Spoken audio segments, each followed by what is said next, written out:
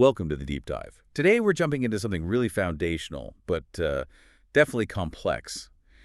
How different parts of the U.S. government actually work together, especially when the military's involved. That's right. We're talking interorganizational cooperation and the security cooperation doctrine that underpins it all. And for this deep dive, we're sticking strictly to the sources. Joint to Publication 308, Interorganizational Cooperation, and the Understanding Security Cooperation Handbook. Our goal for you, the listener, is pretty straightforward: to help you quickly grasp how the United States government pulls together all its tools, diplomatic, informational, military, economic, to get things done. Yeah, achieving that unified action, whether it's responding to a disaster right here at home or, building up a partner or nation's capabilities overseas. Exactly. It's the core of how national security actually operates. Okay, we've got some dense material here, lots on authorities, legal stuff, organizational structures.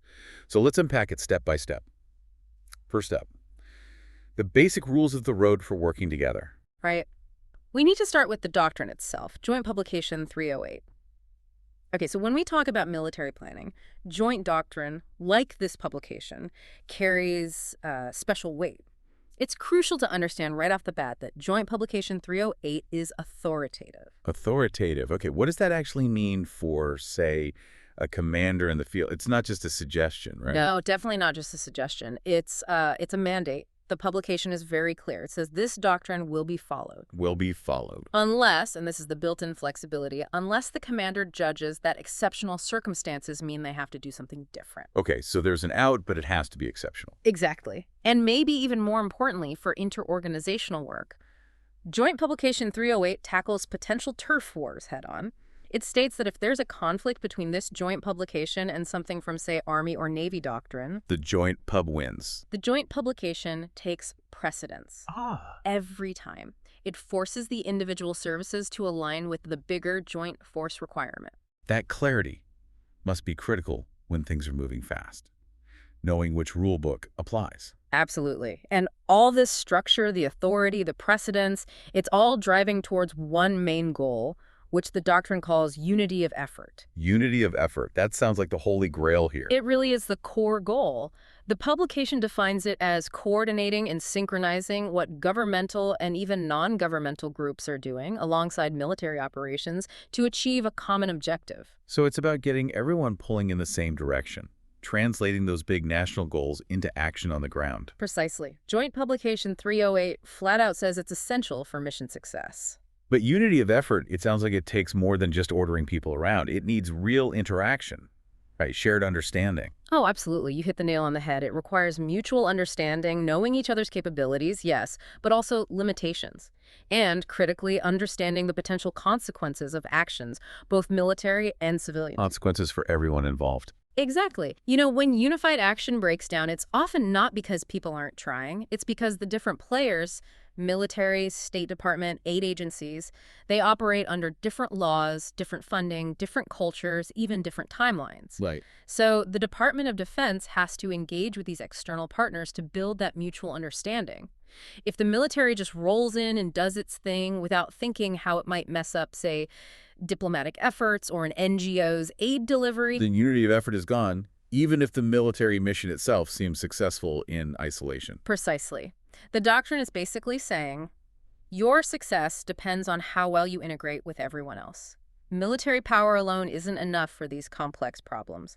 Hashtag 1.2, the National Strategic Coordination Mechanism. Okay, so if unity of effort is the goal, it has to start at the top, right? Yeah. There needs to be some mechanism coordinating all these different government departments. And that mechanism is the National Security Council. The president's main table for national security policy. Exactly. Joint Publication 308 highlights it as the central hub where high-level policies get coordinated across all the relevant United States government departments and agencies. It's supposed to ensure everyone starts off on the same page. And looking at the structure, you can see how deeply the Department of Defense is plugged in, but maybe also where the friction points might be between, making policy and actually carrying it out. Absolutely. The system is kind of tiered. At the top, you have the National Security Council itself, and then the National Security Council Principals Committee.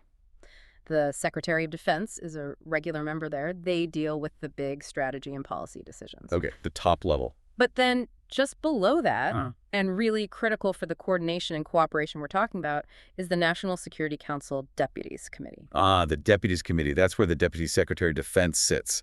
It sounds like that's where the real work gets done. It often is. The Deputies Committee is the senior sub-cabinet forum. Joint Publication 308 stresses that this group focuses heavily on policy implementation, and it handles the day-to-day crisis management. So they're the ones ironing out the details. They're the ones trying to reconcile the conflicts that inevitably pop up.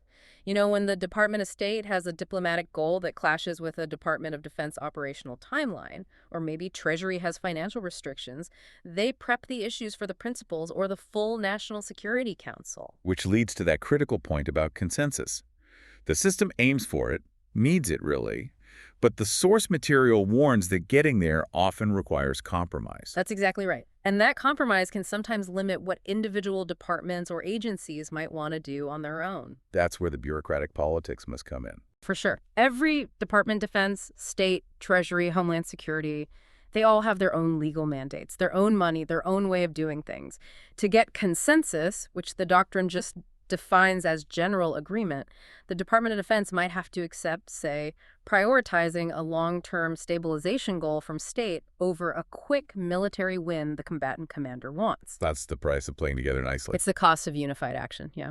Yeah. And Joint Publication 308 makes it clear that compromise is necessary to achieve the overall United States government goal. So rule number one seems to be a line at the top, even if it means giving up some freedom, so the whole government effort can succeed. Okay, we've got the strategic picture, but now let's get down to the operational level. When the military is working side by side with civilian agencies, you mentioned the danger is assuming the military can just, give orders. This is absolutely fundamental, and it's a common misunderstanding. Joint Publication 308 is crystal clear on this. The relationships between military elements and civilian departments or agencies cannot, I repeat, cannot be treated like military command relationships. Meaning things like operational control or tactical control, those terms just don't apply. They do not apply. The military simply doesn't have the authority to order a civilian agency like the Department of State or United States Agency for International Development to do something. So if the Army's working with, say, the United States Agency for International Development delivering aid, the general can't tell them how to spend their budget or who to hire or anything like that. Precisely. Which brings us to the concept of supported and supporting roles in this interagency context. And supporting. How does that work if it's not command? It's less about a chain of command and more about function. It defines who has the lead responsibility for the overall mission objective, that's the supported agency, and who is providing resources or capabilities to help achieve it, that's the supporting agency. Okay, it's about who's lead and who's helping. Exactly. It's a functional relationship determined by the mission and the legal or presidential assignment of lead responsibility, not by military rank or organizational size.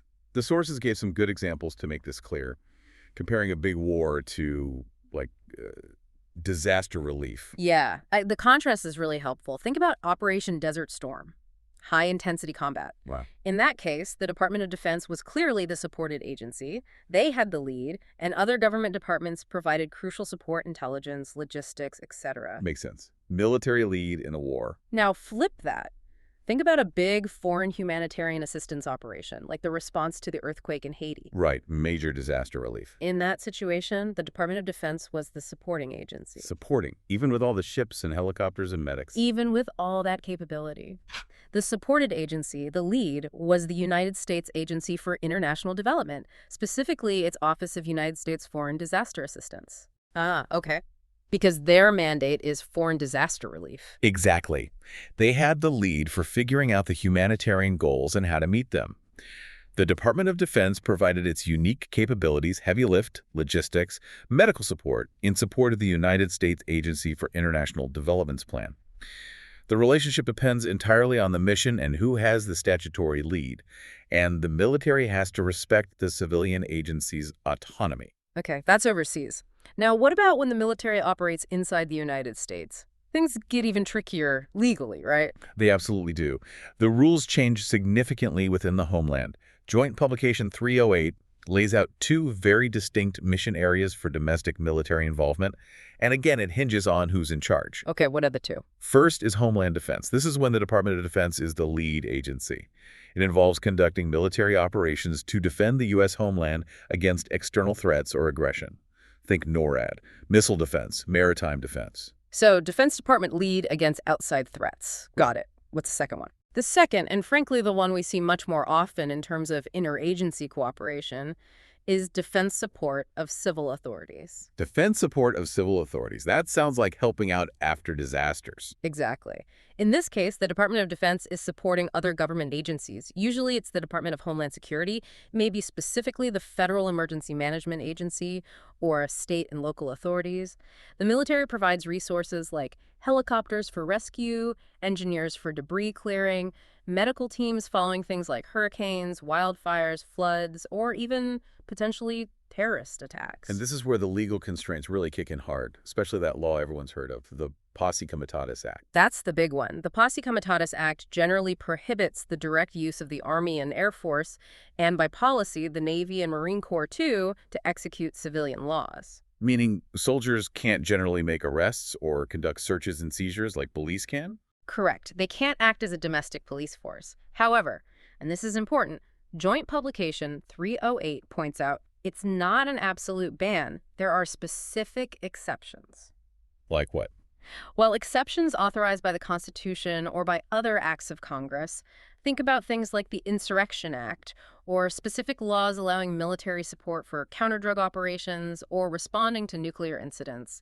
But the key is, any request for military support in a defense support of civil authorities role has to be carefully vetted by lawyers to make sure it's legal before troops get involved. That sounds like a constant tightrope walk for the commanders involved. It is. The Secretary of Defense has overall authority, of course, but the commands primarily responsible are United States Northern Command and United States Pacific Command. For Homeland Defense missions, they're usually the supported commander. But for defense support of civil authorities, they're almost always a supporting commander, helping out that lead civilian agency. They have to be incredibly careful to provide needed help without crossing that legal line into law enforcement. Okay, so we've covered domestic ops. Now let's shift back overseas. When the U.S. government works in a foreign country, the whole structure changes again, focusing on the diplomatic mission, right? Entirely. When you're operating outside the U.S., the central coordinating hub on the ground is the country team. The country team. Joint Publication 308 defines it as the senior in-country interagency body, and it's headed by the chief of mission. Who is usually the U.S. ambassador. Typically, yes. The ambassador and their embassy staff are the primary point of contact and coordination for all United States government activities happening within that country. Military commanders planning operations must coordinate through the chief of mission and the country team. But military planners, they might not always have that deep political or diplomatic feel for the country. Yeah. How do they bridge that gap? That's where a really crucial role comes in. The policy advisor, or PLAD. PLAD. Okay, what do they do? Policy advisors are usually senior Department of State Foreign Service officers who are detailed directly to senior military commanders like combatant commanders or joint force commanders as their personal advisor. So a diplomat embedded with the military command. Exactly. They are invaluable. The source material notes that military staffs often lack deep knowledge of the interagency process or the specific regional politics. The policy advisor provides that foreign policy perspective, the diplomatic context, the understanding of the local nuances. They're like the translator between the military and diplomatic worlds. That's a great way to put it. They help ensure military actions don't accidentally undermine broader U.S. foreign policy goals. They build links to the embassy, interpret Department of State guidance, and generally smooth out potential friction points. They really enhance that interorganizational cooperation. Makes sense. Now, still overseas, there's another group the military often interacts with, non-governmental organizations, the NGOs. How does that relationship work? It seems different again. It is fundamentally different, and Joint Publication 308 flags this as a key area needing careful handling. NGOs, think Doctors Without Borders, Red Cross, CARE. They operate independently of governments. Right, they aren't part of the U.S. government team. And crucially, they often are unwilling to subordinate their goals or activities to a military mission, especially one they had no role in planning. They usually prioritize neutrality. Neutrality is key for their access and safety, I imagine. Absolutely. They need to be seen as impartial to deliver aid effectively, especially in conflict zones.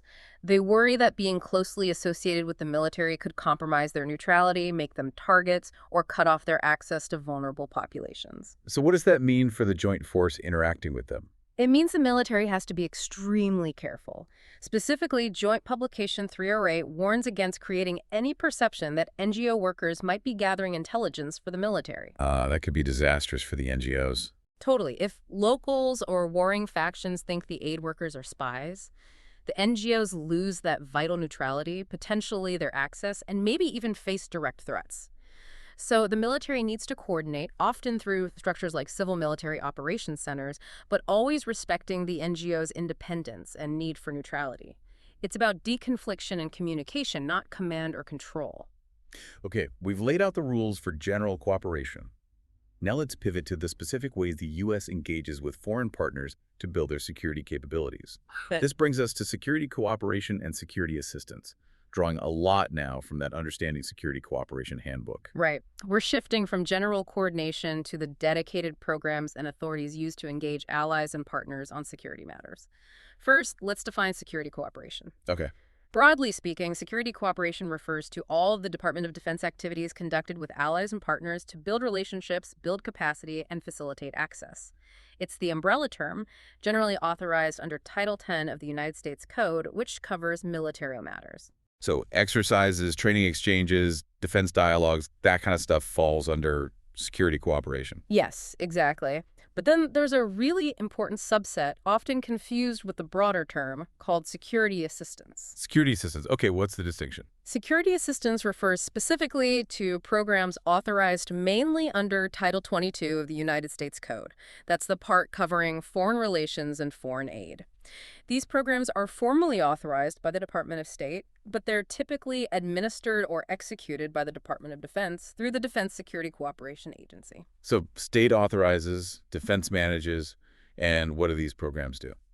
Security assistance programs are the primary mechanisms for providing foreign partners with defense articles, military training, and other defense-related services. This can be done through grants, loans, or direct cash sales. Think of security assistance as the specific tools often involving money or equipment transfer used to achieve broader security cooperation goals. Okay, that makes sense. Let's break down some of the major security assistance programs mentioned in the handbook. Maybe start with the biggest one, foreign military sales. Sure, foreign military sales, or FMS, is exactly what it sounds like. A government-to-government sale of U.S. defense equipment, training, and services. Usually, the partner nation pays for it with their own funds. So they're buying U.S. gear through an official channel. What's the advantage for them versus just buying commercially? A huge advantage highlighted in the handbook is that buying through foreign military sales gives the partner nation the same benefits and protections the Department of Defense gets for its own procurements. Like what? Things like rigorous quality assurance, guaranteed access to the U.S. military logistics system for spare parts and support, standardized training, long-term sustainment planning. It builds interoperability and ensures they're getting the real deal, fully supported. It's often called the total package approach. Okay, that total package sounds valuable. But what if a partner nation is strategically important, but maybe can't afford the full price tag for U.S. equipment? That's where the next major program comes in. Foreign military financing, or FMF. Financing, so this helps them pay. Exactly. Foreign military financing provides funds, either as grants, which don't need to be repaid, or loans that allow eligible partner nations to purchase U.S. defense articles and services through the foreign military sales system. It's a key tool to help critical allies and partners acquire necessary capabilities they couldn't otherwise afford. Gotcha. So FMS is the store. FMF can provide the credit card. What about training people, not just selling equipment? That leads us to International Military Education and Training, often called IMET. International Military Education and Training. This program brings military personnel, and sometimes civilian defense officials, from partner nations to the United States for education and training at U.S. military institutions. Think war colleges, technical schools, basic training. What's the goal beyond just teaching technical skills? Well, the handbook emphasizes it's not just about skills. A major goal of international military education and training is to expose foreign personnel to American military professionalism, democratic values, and importantly, respect for human rights and civilian control of the military. It's seen as a long-term investment in building professional relationships and shared values. Right. Hashtag 3.2, the Security Force Assistance Imperative. Okay, so we have these big security assistance programs. Within the broader security cooperation mission, how does the Army, specifically, handle its role in advising, assisting, and training foreign forces? That core mission is called Security Force Assistance, or SFA. It's formally defined in Title 10, Chapter 16 of the U.S. Code. Security force assistance. It specifically involves activities to develop the capability and capacity of foreign security forces, military, police, border guards, etc., and their supporting institutions, like defense ministries. And who actually does this advising and assisting on the ground?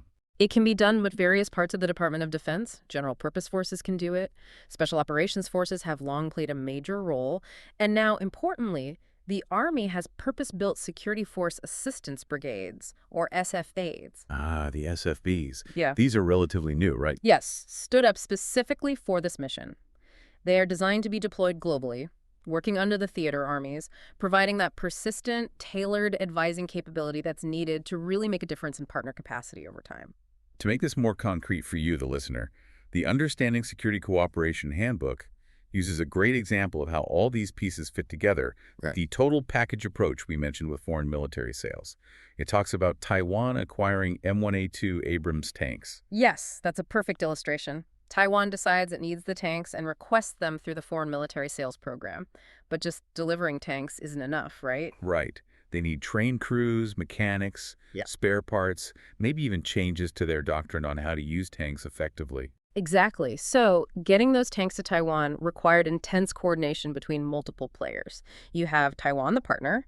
You have the Security Cooperation Organization, or SCO, that's the Department of Defense team, working inside the U.S. Embassy in Taipei, managing the relationship. Yeah. Then you have the United States Army Security Assistance Command, USAC, back in the States, which manages the actual acquisition and delivery process for Army foreign military sales cases. Got it. And critically, you have the Security Assistance Training Management Organization, known as SATMO. SATMO, what's their role? SATMO is the Army organization that specifically provides tailored training teams for security assistance programs.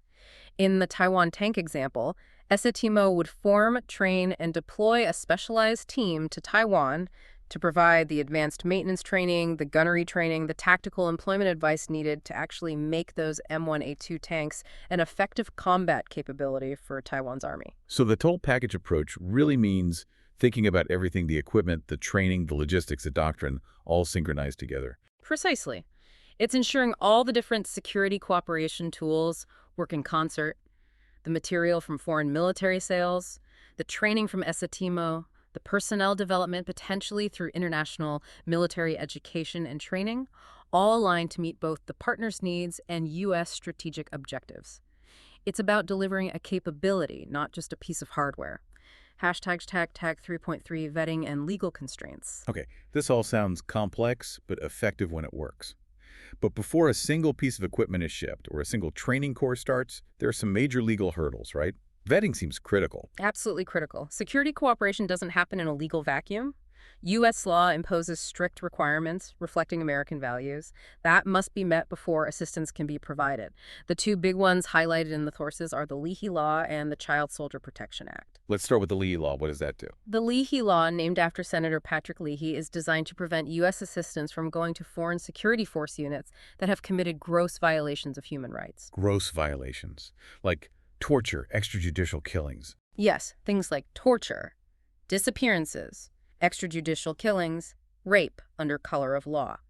If there is credible information that a specific unit has committed such a violation, U.S. assistance to that unit is prohibited by law. Credible information.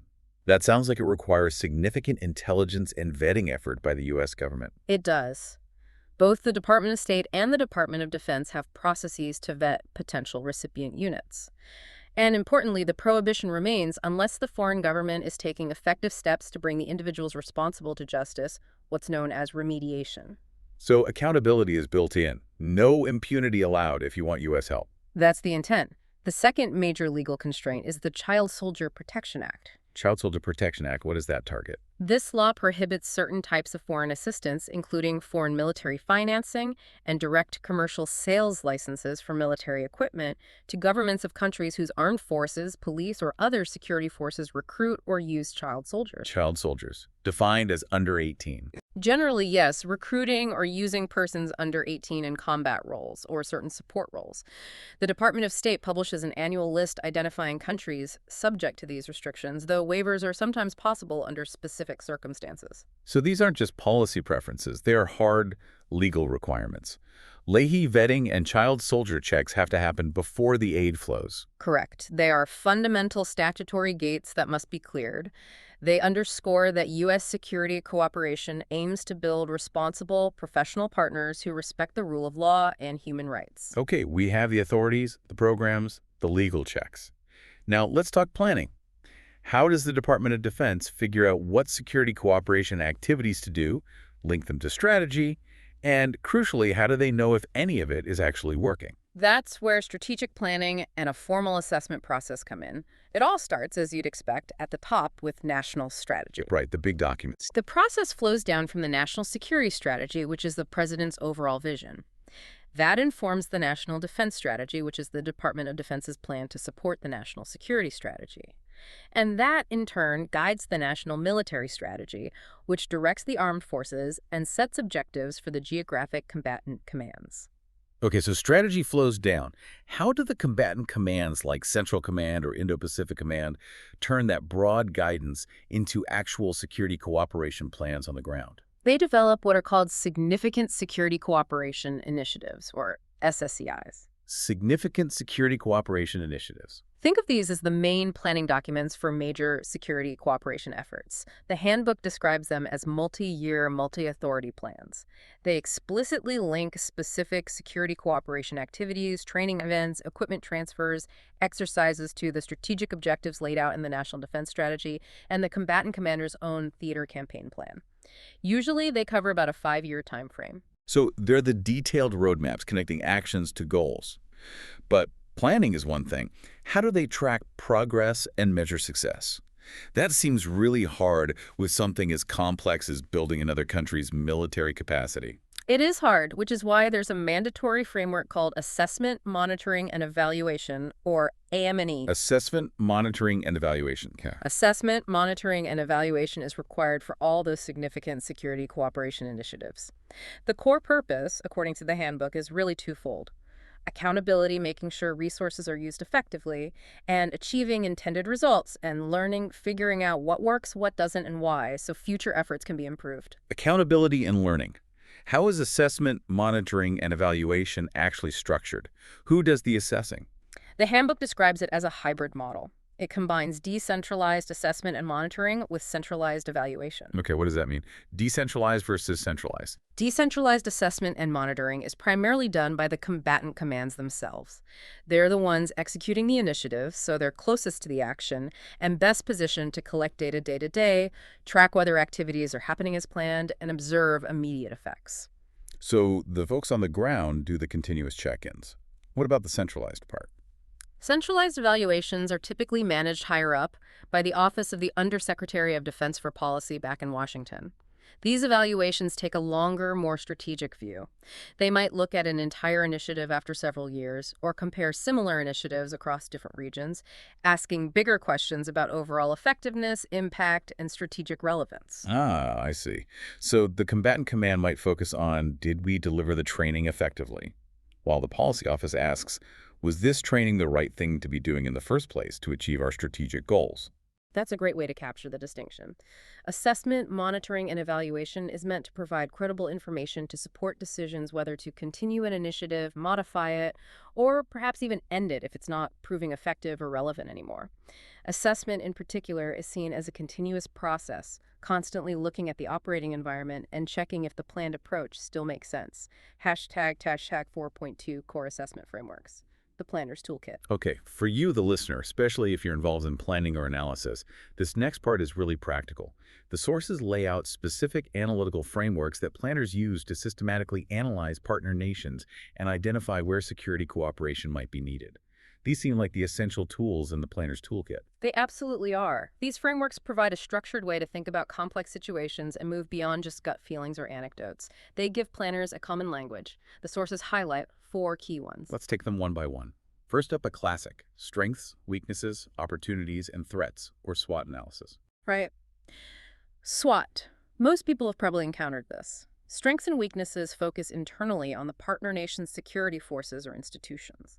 What do they do well? Where are they lacking? Okay, internal factors. What about opportunities and threats? Opportunities and threats look externally. An opportunity is some favorable factor in the environment that the partner could leverage, maybe with U.S. help. For instance, the source mentions using new technology. Maybe we offer them advanced radars. That becomes an opportunity to improve their maritime security against a growing threat. And a threat is the opposite. Exactly. An unfavorable external factor like regional instability, a rival nation's military buildup, or maybe transnational terrorism. SWOT helps planners understand the partner's position relative to their environment and identify where U.S. assistance could have the biggest impact by reinforcing a strength, fixing a weakness, seizing an opportunity, or mitigating a threat. Okay, SWOT gives the big picture assessment. What's the next framework? The second one is used to analyze the broader operating environment in which the partner exists. It's called political, military, economic, social, information, infrastructure, physical environment, and time, or PMEIPT. Whoa, that's a mouthful. Political, military, economic, social, information, infrastructure, physical environment, and time. What does that one do? Think of it as a comprehensive checklist for understanding everything about the operational environment. The political aspect looks at government structure, power dynamics, alliances. Military covers their own forces and any adversaries. Economic looks at resources, industry, illicit economies. Social examines culture, religion, demographics, popular attitudes. Okay, it's really broad. Very broad. Information covers media, internet access, propaganda. Infrastructure is transportation, energy, communications grids. Physical environment is terrain, climate, weather. And time looks at timing and tempo of events, cultural perceptions of time. Planners use political, military, economic, social, information, infrastructure, physical environment, and time to get a deep, holistic understanding of the context they're working in. Got it. Comprehensive environment scan. What's the third tool? This one sounds more focused on the military side. Yes, the third framework is specifically designed to identify capability gaps within a partner nation's military or security forces. It's doctrine, organization, training, material, leadership and education, personnel, facilities, and policy, or DOT-MLPFB. Doctrine, organization, training, material, leadership and education, personnel, facilities, and policy. This sounds like the U.S. military uses this on itself, too. It does, extensively. It's the standard framework for analyzing military capabilities. When applied to a partner, it forces a systematic look. For example, maybe the partner has good material. They bought decent equipment. But maybe their training T is inadequate, or their doctrine D on how to use it is flawed.